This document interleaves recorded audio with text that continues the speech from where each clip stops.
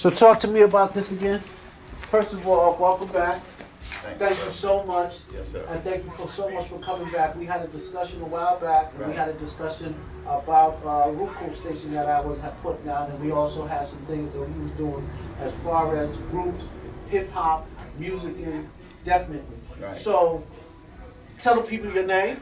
I'm Dennis Porter. You're probably familiar with me already. I've been in the city of Newark my entire life practically, except for the experience of going to prison for 18 years, which was the greatest thing that happened to me. And that Tell them why, Dennis. Tell them why that was the greatest thing happening, because their mindset might not really focus. He's talking about how he was in prison for 18 years, Right. and that's the greatest thing that happened to him? Yes. So tell them why that happened and what made it so great. Okay. Well, what made it so great was that Newark, New Jersey was a different place in the 60s. And I came up in the city, and there was a lot of black consciousness in the atmosphere and a sense of pride and things like that. Right. But at the same time, me being a southern boy coming out of the South, I felt a little out of place and felt the peer pressure that comes with being in Newark, New Jersey. Right, right. So as a result of that, for a you was long trying to time, fit in, you had I to started trying to fit in. Okay. And the results was, when I did try to fit in, I tried to go big time. You Right. know, I said, well, I might as well make a name. Right. And I made a name in 8 months. In 8 months' time, I ended up in prison at 17 years old with 25 years to life. Wow. 25 years 25 and 17. At 17 years old, yeah. And what year was this then? 1978. And the reason why I asked you that is because back then they were giving numbers to black men that was unconscious and unheard of. Oh, and yeah. it was a systematic thing to get them out of the household, and also because they feared because of the uprising of that time. Right. But go ahead, Dave. Right. Well, like you're saying, I mean, the whole welfare thing put the man out of the house, added to the dysfunction of the black family, and that. But the other side of it was a lot of the revolutionaries were thrown into the prison system, and I came in at the heels of that, and then that gave me the opportunity to actually study at the feet of a lot of masters who enlightened me on a whole lot of things. So that is what went into the formula of my organization, Prodigal Sons and Daughters. And tell them a little bit more about Prodigal Sons and Daughters, which is located in an organization in Newark that's reaching worldwide. And you wanted to reach worldwide because you want to teach young men not to go to that prison. Same place. That you was in. That's right. That they gave you. So tell them a little bit about that organization. Well, in the 11th year of my incarceration, I was thrown into the hole for the first time. I'd never been in the hole. And when I was in the hole, I decided that I was going to protest being thrown in there, so I stopped eating and drinking for 4 days, almost 5 days. And I got so angry over Rick Gregory diet kind of like. Yeah. This is the only power to protest in there. Right. So I was really, it reached this height when the warden sent the appeal back and upheld leaving me in the hole for at least 4 to 6 months. So I was angry, and I did not realize when you get angry like that and you haven't eaten or drank for that period of time, you might not be able to control your vitals. So here I am up here getting all angry, trying to figure out if I should set the cell on fire, if I should flood the cell out, what should I do? This is, when you get to that point. But the thought hit me. You ain't got it. You can't mail you ain't got a stamp to mail a letter. You can't make a phone call. Brother, you in the lowest. You it. This is it. And at that point, the thought hit me, man, the only thing you can do now is pray. Because there was nothing else. And in an angry prayer to God, I said, why are you letting this happen? This ain't right, the stuff that's going on. But I was also seeing what was happening to the other prisoners. And I said, help me so I can help them. And as this is happening, going back to those teachers in the prison, for 11 years, they given me everything to read, every kind of book, you name it. They given it. There was material in the prisons then that they won't allow in the prisons now. And for years I've read everything about organizations, everything about structuring nonprofits, everything there was to know about corporations and everything, to psychology, sociology, all this different stuff. But I never knew how it would actually work it or use it. Right. So they threw me in that hole. And the thought came to me then that the best service I could do would be to straighten up and become a model of the opposite. You got to show these guys, this is what's coming to me as I'm praying. Enlightenment. Yeah, like if you so angry about it, do something about it. Right. And then I'm like, okay, so what am I supposed to do? Then the thought comes to me, the pen is mightier than the sword. So I'm like, okay. But then the thoughts, well, what does that mean? Well, then the books start coming to me. You know, the ones that you had previously read that they had already given you know how to do. Right. Set up an organization. You know, now this was born in that hole. Right. Set up the organization, but for it to have life. So what Dennis is trying to say, no matter what circumstances or situations you're in, a thought can be born from any place. Right. So take heed to that. And sometimes the darkest hour is just before the dawn. It's in the darkest spot that light is born. And I was experiencing it. I didn't know it at the time. All I knew was it made sense that nobody could help me come out of this. That I was going to have to realize that every action I take has a reaction. So if you got a choice of being the one that causes the action, why not make it a positive action so that you get a positive reaction? So it was like, oh, wait a minute. You're right, because I'm on the bottom and the only way is up now. So what if I did the opposite of what I've been doing? So now I went to the inmate rule book, and I was immediately able to see these are the things in life, these rules that if you break them in the prison, you end up in circumstance. So what if I looked at these in the opposite sense? What if I looked at them as master not doing that, master not doing that, master not doing that? They can't hold you down no more. Because you've gotten smart enough to understand how this all works. And if you're going to put all this effort into doing it the wrong way, I don't think it takes any more effort for you to benefit, you know? Did you have to have a certain amount of discipline within oneself, not to actually take that concept and now flip it to where you have. Because you just said you went to the manual. You went to the manual, you've seen the guidelines, you've seen the rules, and so now I'm going to discipline myself to do the opposite of that was causing me to be here in the first place. The roadblocks and landmines in life. I wasn't just looking at it at that. Right. The roadblocks and landmines in life. You have to assess the field that you're walking on. What are you trying to do? Who's there? What's the danger? What's the benefit? And now I'm looking at things in that perspective, that people you might have previously looked at as friends, maybe they ain't your friends now that you see. And the people you looked at as enemies, maybe they ain't your enemies now, you know? And so that's but the key was me first. Okay. Until I looked at me and turned back all the layers of me, and decided that I had to transform the energy, the very atmosphere, the very aura of whatever it is I'm trying to become. Yeah. And so that's what did it. Because as soon as I took that position, and I must say that I more so have to credit those teachers. I have to, because I wouldn't have even been thinking on that level before that. Okay. So they gave me the whole mindset. Yeah, that they kind of knew, I guess. They were planting the seeds for you to do something positive. Right.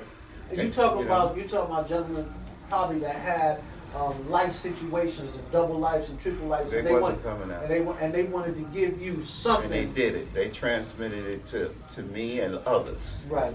And they did it. And by the work that you're doing now, helping the youth with the nonprofit organization, give them that nonprofit organization again, so they'll understand, and maybe they'll come to you and maybe you can give them some guidance, some understanding about exactly what you're doing and how that you can help.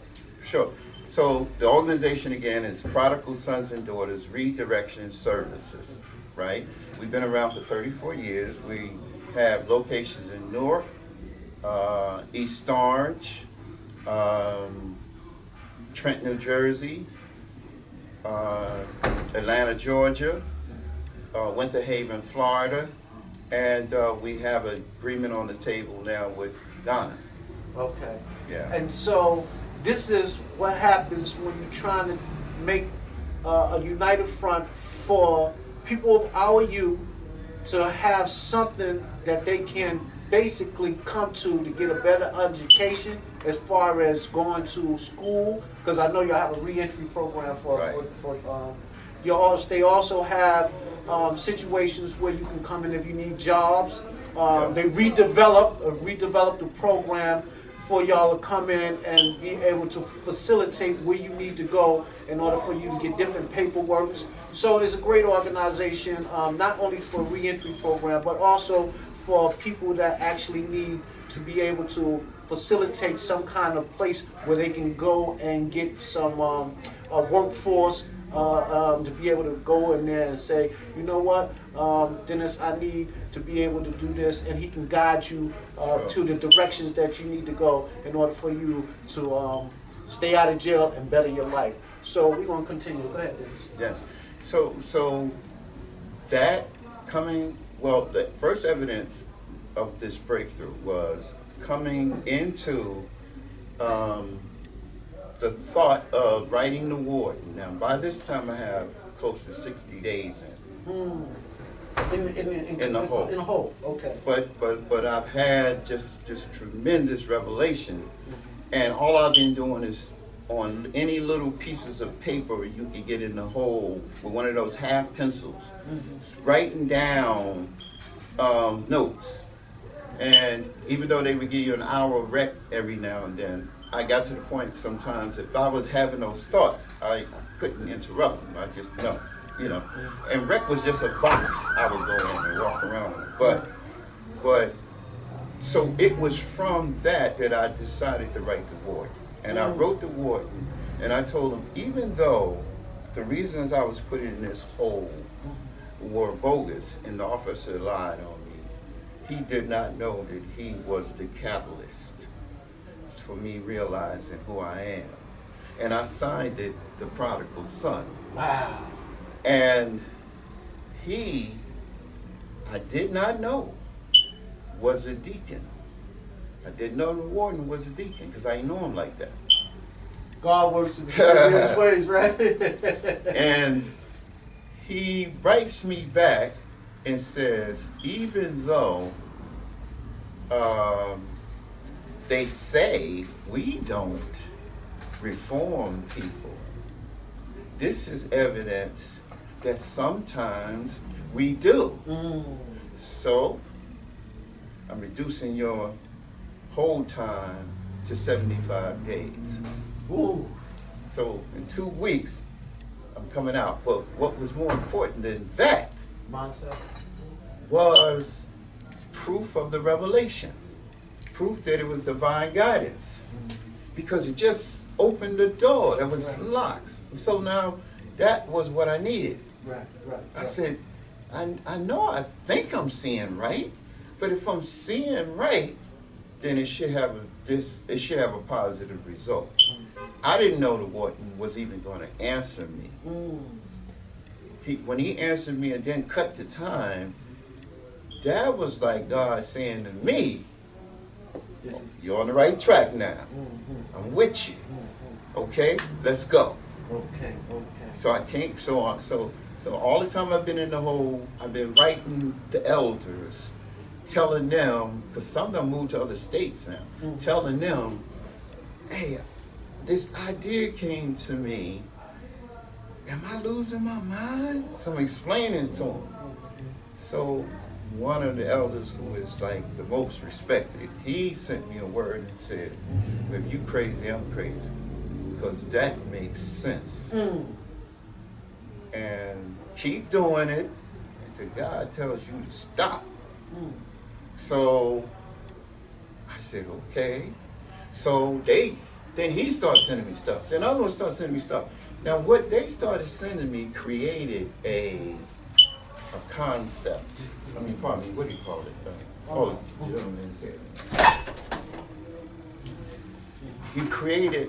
We created kind of like rules of conduct, a philosophy of thinking, all in writing. That became the philosophy of the prodigal sons and daughters. Okay. So we all thinking the same, which was taking responsibility,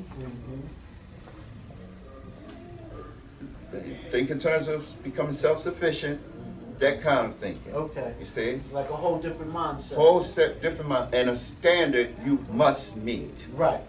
So you went through this 90-day life skills training program we created. And at the end, there was no way you could come out with the same mindset you went in. Because everybody who was a facilitator graduated the program and they offenders themselves. Right. So we started in the prison. Right.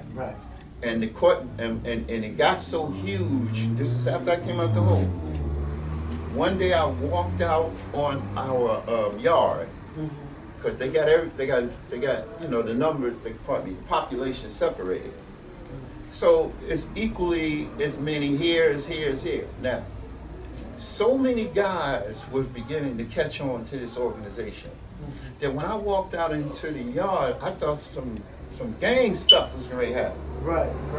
Because there's so many people. There was so many of them. The guys were sneaking over from the other yards to hear about our organization. So I came out, I asked the brother, I said, yo, what's up? I said, what's happening? He said, they waiting on you. I said, what are you talking about? He said, for the meeting, right? I said, yeah, we're having a meeting, but they're just the guys that live here. You didn't know it, they got around to the whole population. I didn't know it did that. The whole population. And I said, oh man, listen, tell them we can't have a meeting right now. Because they were still trying to sneak in. I said, tell them we can't do that right now. So I had to contact the warden. So you can have it. Mr. Stevens. And I told him what was happening. And the brother who got the message to him for me was very trusted with him. And he approved the organization to officially be operating in the prison the following year. Okay. But the politics came in the election, and there was this get tough on crime thing came in. That's when the mandatory minimums and all that stuff came in. Right. And as a result of that, Northern State, because it was the newest prison, Christine Todd Whitman used Northern State as the backdrop to how we're going to get rid of all of these luxury prisons. Right. So that's when they start shutting down everything we had established in the prisons, from the boxing programs to the to the weightlifting competitions, to everything these brothers took years to put together. She shut down politically. As a result of that shut down even organizations being considered. And the warden, who didn't want to be a part of that level no more, he moved to Trenton and took official posts there. But the point being, that's how the organization came about and led to everything else. Probably the topper was the parole board deciding over the prison to release me. The prison wanted to hold you to the fire. Right. And all this good I'm doing, and they watching me do for years. They don't want to give me nothing. Everything I go up for, like minimum status, where I can at least now work on the grounds outside. You know I'm eligible. Why you won't give it to me? Political. No. It was political. Yeah, so they wouldn't give it to me. So what happened? What followed that was I wrote to Mayor Sharp James. I introduced this piece of art to him, and that's what tied me and him, because he was the one that approved that prison to be in North. So now to hear what I was doing with prodigal sons and daughters in the prison that he negotiated had to be 50% Newark residents hired there. That's why that was the first prison ran by blacks at first. Right. Because of him, Stevens. I mean, Sharp James. And Stevens was his friend. Right. The warden. The warden. But that's the one that moved to Trenton. Yeah, and that's the one who wrote me the letter back. Right. And let me out of the boat. Right. Yeah. Right. Now I didn't, so I didn't dig that connection until later. But all of that unfolded. But the thing was, when they tried to stop me from getting anything, I just said, you know what? I can't take credit for it. I always call it the God conscious. The God conscious said, you know what? Take all this stuff that you done did and all this stuff these guys are doing under prodigals and make them send that to their parole folders in Trenton. And you take all the stuff you're doing and send it to Trenton so that when you go up for your parole hearing, they have to look at the evidence of reform. Not only yours, but they're going to look and see all these other prisoners. Like, wait, so that's exactly kind of what happened when I went in parole. It was kind of like, okay, so what's this prodigal sons thing? And almost sometimes as if, okay, Porter, so what's the scheme? You guys always got, so what's this scheme? But God had already given to me what I was to say, because my words were like, look. Flowed. Yeah, they just flowed. It was just like, look, I put myself here, and that's the realization. I've done nothing but loss for the sacrifices I made. My mother died while I was in here of cancer at 45 years old. My older brother was gunned down while I was in here. So I haven't been much use to my family, my younger brothers and sisters out there coming up without me. So I haven't been of much use. So I have nothing to gain, because the guys who I might have worshipped coming in here, none of them have sent me a dollar or nothing. So you have to come to terms kind of with yourself about where you really are. If you are to emerge from this, you got to get real with yourself. And so I said, it's not about that. So then this is the thing they got. I went to trial. So this is what they asked me. They said, Mr. Porter, so they ain't really trying to hit me yet. So they said, Mr. Porter, you were charged in an armed robbery and murder at Holmes Liquor Store, 16th Street and Sprinkle Avenue, way back then. So that liquor store up here been there for all of those years. It's still that whole chain, Home Liquor Store, came into the Newark in the '70s. In the 70s. Mid 70s. Okay. So a little nostalgia for you guys. It was kind of like organized. It was like the Home Depot of liquor store. Yeah, it was the beginning of the big franchise coming in, right? So that was one of the things that we who came out of that revolutionary age hated about that. Yeah, because they put it in that. Yeah, like all the put this stuff in here, man. So give us that. Yeah. So it was kind of like on that level. But when he asked me, he said, "So, Mr. Porter," he was kind of running down what the crime was, and then he was like, "So, what you got to say? Because they expect you to say what you've always said. I ain't do it." So I said, well, I did. He's just writing and running down the numbers. You said he thought you was going to say something. Yeah, he thought I was going to do the same thing you normally would come in. If you went to trial, you stand by that. I didn't do it. I wasn't there, whatever, And he said mine. He said, what do you have to say, Mr. Porter? I said, oh, I did it. And he looked up. Like, what? He said, excuse me? Kind of, what? What did you just say? I said, you asking me about the crime? Yeah, I did that. Right. So he was like, wait a minute, hold up. It's kind of like going to the file. Wait a minute, hold up, wait a minute. Mr. Porter, you went to trial for this. Right. I said, so now you retracting what you said at trial? Yeah, I said, yeah, I did it.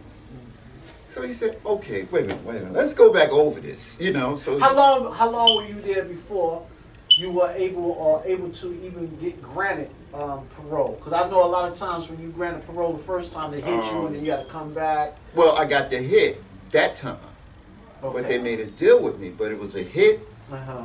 That only a stroke of genius could have gotten you. Okay, go ahead. Because for my kind of crime, they don't get them little hits like that. Right. You know? Okay. But they were impressed. Okay. I believe they were impressed. Right. Because whatever they brought towards me or brought out, I already understood who I was now. And because they were saying stuff like, okay, so you understand we got to protect ourselves, and you had a very serious crime. See, they're trying to hold me to this whole image, that whole situation.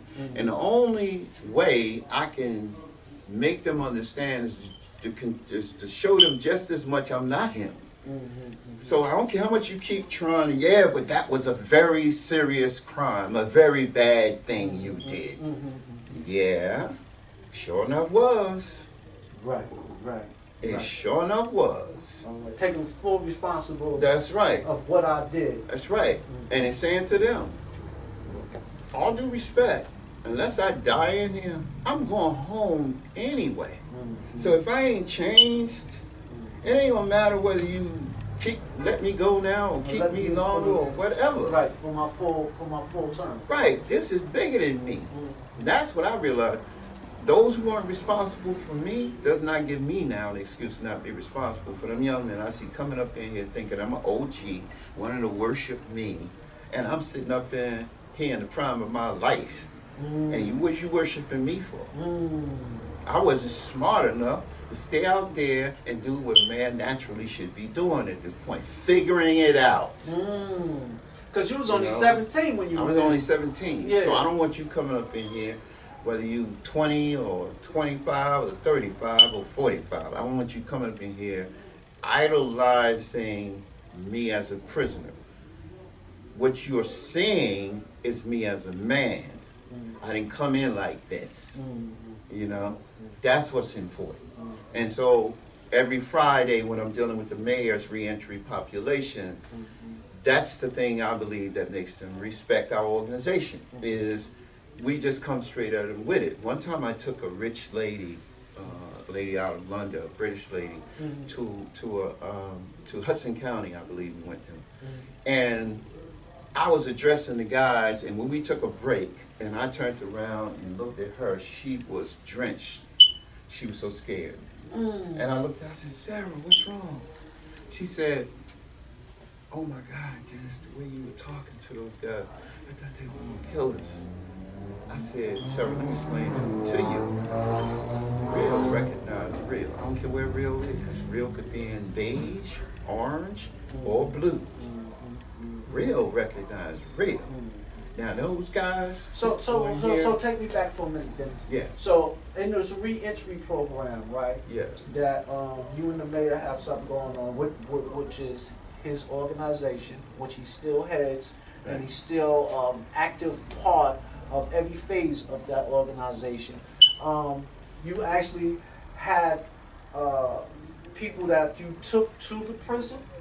Yeah, we you said take Sarah. people You said in. okay. Yeah. To see what? For them to. Well, first of all, she was the chairman of our board. Okay. That's why she ended up there. Okay. So we took her in, hand.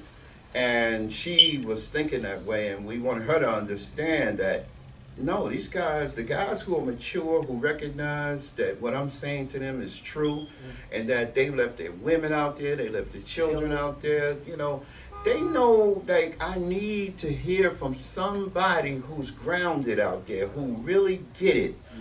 What moves do I need to make when I come out of here, you know? And what's the illusion and what's the reality? I need to lock into them. You know, look, I know for a fact, if I wasn't so driven by the time I was ready to come out, when they told me I was going home, I would have been sitting in that cell saying, oh my God. Oh man, I hope I got the tools right. I hope I done figured this thing out. Because it gets like that. Because you see them coming in. Yeah. The guys coming back. And you be like, what happened? Man, you could have been out there longer than 3 weeks. You see? Wow. That's So we'll how do they that. Let me ask that. you. Yeah, let me ask you a question. Dennis. The mindset that they came right back, like that turnaround. Yeah. Did they actually? What do you think caused that for them to go right back in after coming and doing all that time? Like what? It's different things for different men.